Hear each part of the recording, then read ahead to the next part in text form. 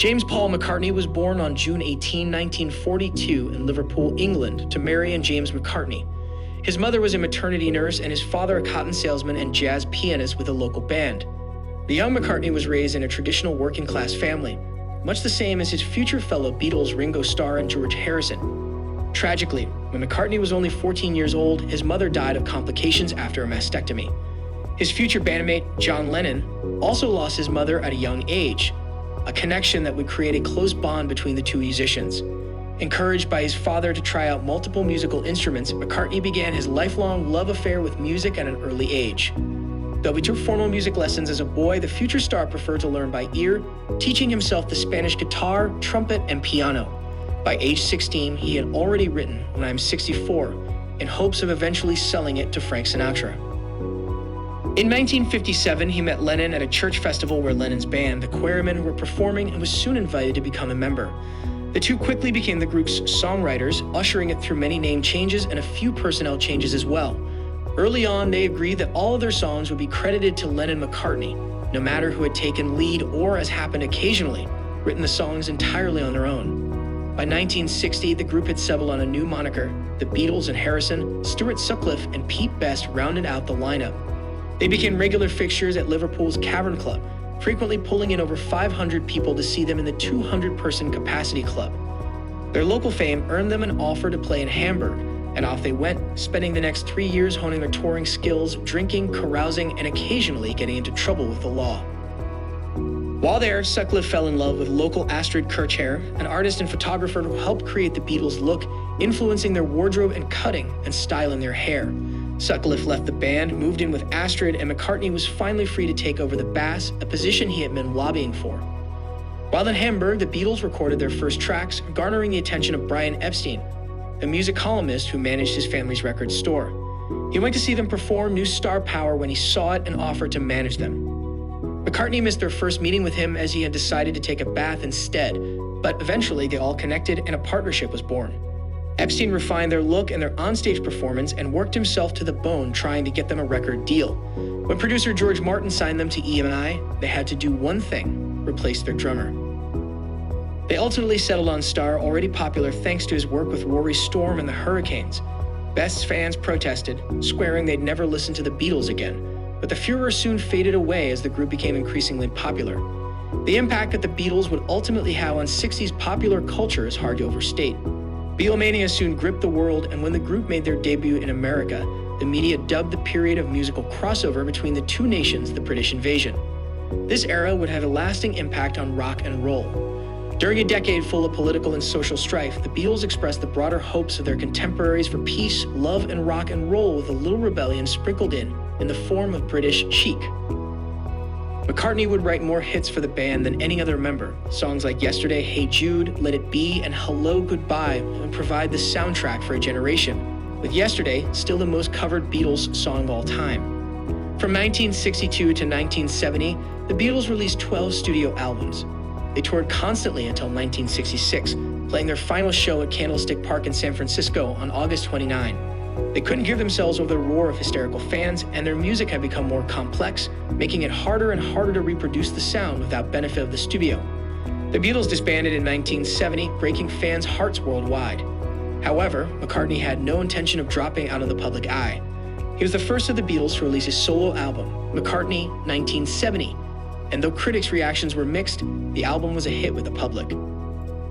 Encouraged, McCartney went on to form Wings, a band that would remain popular throughout the 70s, winning 2 Grammy Awards and churning out multiple hit singles. In 1969, McCartney had married Linda Eastman, an American photographer who would serve as her husband's muse for the next 30 years.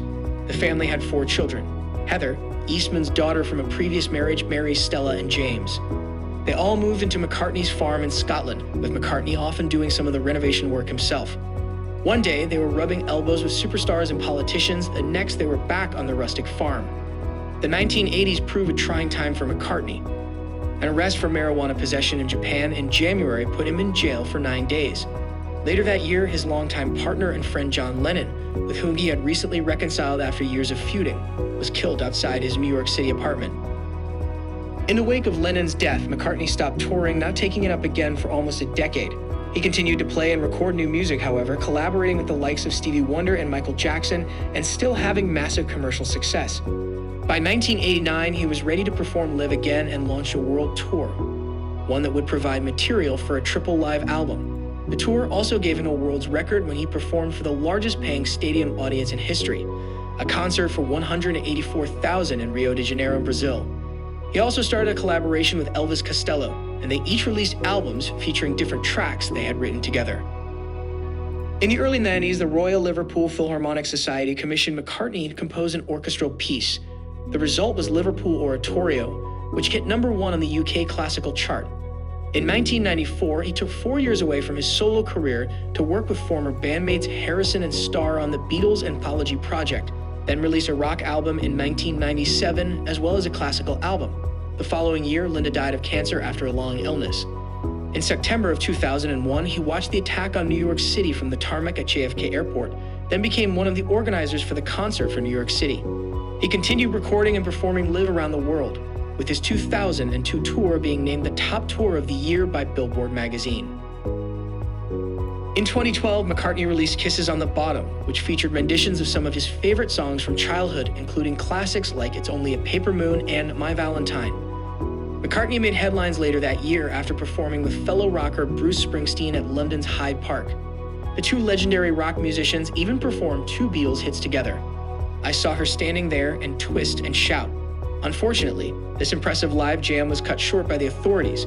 When the concert exceeded its scheduled end time, both Springsteen's and McCartney's microphones were turned off by event organizers. McCartney headlined the 2013 Bonnaroo Music and Arts Festival, a 4-day event held annually in Manchester, Tennessee. Other performers in the event's lineup included Tom Petty, Billy Idol, John Oates of Hall & Oates, Jeff Tweedy, and Bjork. That same year, he released his album New, which was executive produced by Giles Martin, the son of longtime Beatles producer Sir George Martin. The next year, McCartney collaborated with Kanye West on the single Only One. In 2015, they worked together again with singer Rihanna on the hit 4 5 Seconds. In March 2016, McCartney announced he would release Pure McCartney, a solo album spanning his legendary career, in June. The prolific superstar kicked off his one-on-one tour in April 2016 and later performed at the Desert Trip Festival in the fall with a lineup that included Bob Dylan, Neil Young, Roger Waters, The Rolling Stones, and The Who. In June 2018, 2 days after his 76th birthday, McCartney released the ballad I Don't Know and the more upbeat Come On To Me from an upcoming album, Egypt Station. Describing the meaning behind the album's title, the musician said, "It reminded me of the albums we used to make. Egypt Station starts off at the station on the first song, and then each song is like a different station. So it gave us some idea to base all the songs around that. I think of it as a dream location that the music emanates from." 2 weeks later, McCartney announced the first dates of his Freshen Up tour, with stops in 4 Canadian cities through the end of September. After that, it was off to Texas to perform at the Austin City Limits Festival in October. McCartney is pop music royalty. For his contributions to global rock and roll culture, he has been knighted, named a Fellow of the Royal College of Music, was the recipient of the Kennedy Center Honors, and inducted into the Rock and Roll Hall of Fame, among multitudes of other honors. In 2010, President Barack Obama awarded him the Gershwin Prize, the highest award a musician can receive in America. McCartney was the first non-American to receive this honor. 2 years later, he was named the MusiCares Person of the Year in honor of his artistic achievement and dedication to philanthropy. Tragedy struck in 1998 when McCartney's wife of 29 years, Linda, died after a long battle with cancer. 4 years later, the musician married Heather Mills, a former model and activist. They welcomed a daughter, Beatrice, in 2003. Amid much tabloid scrutiny and intense animosity, McCartney and Mills parted ways in 2006. He married for the 3rd time to New York businesswoman Nancy Shevell in October 2011 in London. McCartney's interests extend far beyond music. The former Beatle has explored filmmaking, writing, painting, meditation, and activism. A longtime vegetarian, he teamed up with daughters Mary and Stella in 2009 to launch Meat Free Monday, a not-for-profit campaign that aims to raise awareness about the detrimental impact of meat consumption on individual health as well as the environment. In November 2017, the campaign released a new short video, One Day a Week, which included a previously unreleased song from the music legend Botswana. That same year, McCartney found time for a big screen cameo in the feature Pirates of the Caribbean, Dead Men Tell No Tales, starring Johnny Depp and Javier Bardem. In 2019, he published a children's book, Hey Grandude, with illustrator Catherine Durst. Despite his many business ventures and creative pursuits, the most prolific Beatle, now in his 70s, continues to tour and sell out massive arenas and isn't showing any signs of slowing down. When asked about his retirement plans, McCartney replied in typical fashion, "Why would I retire? Sit at home and watch TV? No thanks. I'd rather be out playing." If you liked the video, please don't forget to subscribe.